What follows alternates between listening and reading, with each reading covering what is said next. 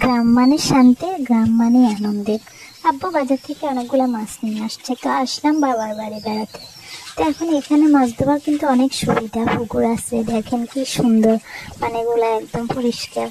তো ভাবলাম মাছগুলো ধুয়ে ফেলে। তো এখন মাছ ধুতে গিয়ে ভাবলাম এখানে তো পাঙ্কাশ মাছ পরিষ্কার করতে আমাদের এখানে একটা পাতা ব্যবহার করা হয়। আপনাদের এদিকে কি নামে চেনেন জানি না, তবে আমাদের এলাকায় এদেরকে ডুমুর পাতা বলে।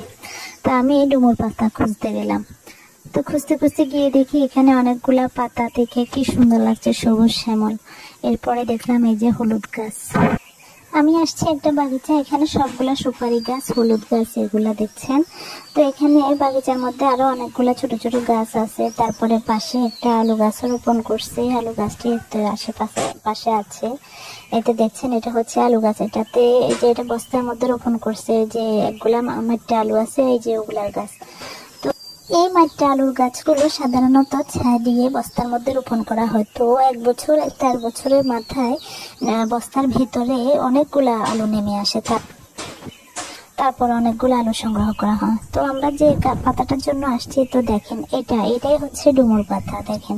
তা আমি একে একে ডুমুর পাতাগুলো নিয়ে নেব, একটা একটা করে এই পাতাগুলো নিয়ে নেবো। এগুলা দিয়ে পাঙ্কাশ মাছ অনেক পরিষ্কার হয়। পাঙ্কাশ মাছের যে উপরের কালো দাগগুলো আছে, এগুলা দিয়ে ঘষা মাজা করলে পাঙ্কাশ মাছগুলো অনেক পরিষ্কার হয়ে যায়। তো আমি এখানে দেখছেন অনেকগুলো পাতা সংগ্রহ করে নিলাম, পাতাগুলো দিয়ে এবারে মাছ পরিষ্কার করব।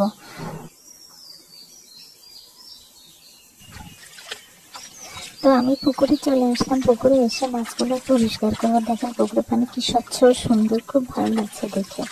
তো আমি এবার মাছগুলো একে একে নিয়ে নেবো, সবগুলো পরিষ্কার করার জন্য। দেখবেন দেখছেন এখানে একটা বড় মাছ, আর বাকিগুলো অন্য মাছ, তেলাপিয়া মাছ। তো এই যে দেখছেন ডুমুর পাতা দিয়ে কিভাবে মাছগুলো খুব ক্লিন হয়।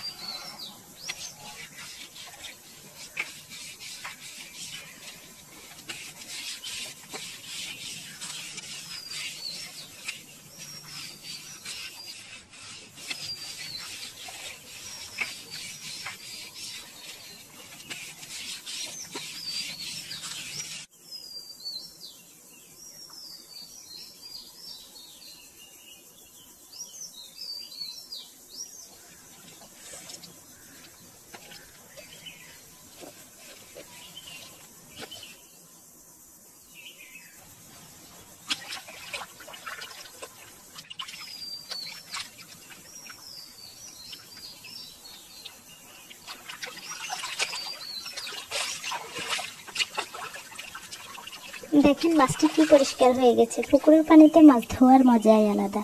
তো ভিডিওটি যদি ভালো লেগে থাকে লাইক, কমেন্ট, শেয়ার করে পাশে থাকবেন। ধন্যবাদ।